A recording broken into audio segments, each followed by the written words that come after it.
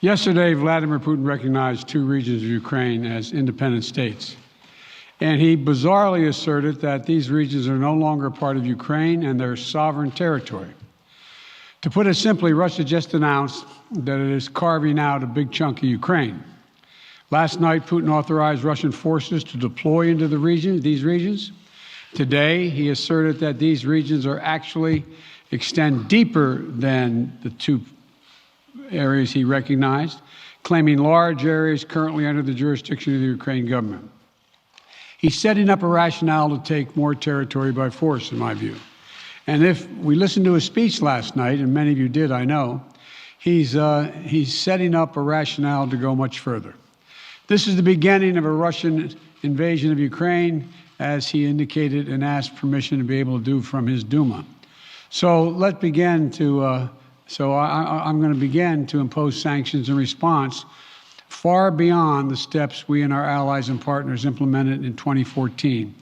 And if Russia goes further with this invasion, we stand prepared to go further as with sanctions. Who in the Lord's name does Putin think gives him the right to declare new so-called countries on territory that belong to his neighbors? This is a flagrant violation of international law, and it demands a firm response from the international community.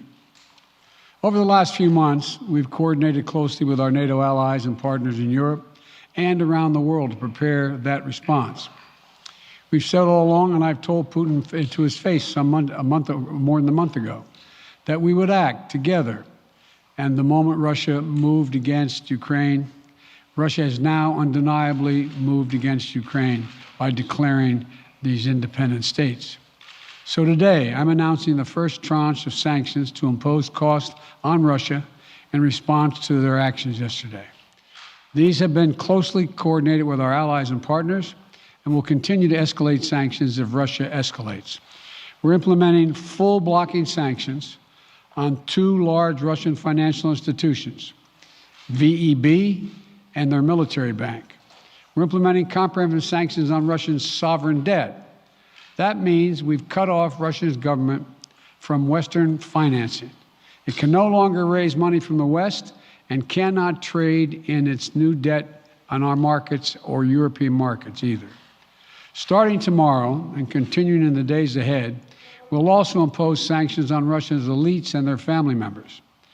They share in the corrupt gains of the Kremlin policies and should share in the pain as well. And because of Russia's actions, we've worked with Germany to ensure Nord Stream 2 will not, as I promised, will not move forward. As Russia contemplates its next move, we have our next move prepared as well. Russia will pay an even steeper price if it continues its aggression, including additional sanctions.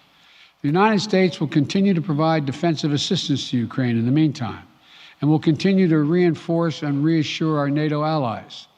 Today, in response to Russia's admission that it will not withdraw its forces from Belarus, I have authorized additional movements of U.S. forces and equipment already stationed in Europe to strengthen our Baltic allies, Estonia, Latvia, and Lithuania.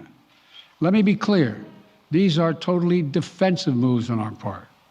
We have no intention of fighting Russia. We want to send an unmistakable message, though, that the United States, together with our allies, will defend every inch of NATO territory and abide by the commitments we made to NATO.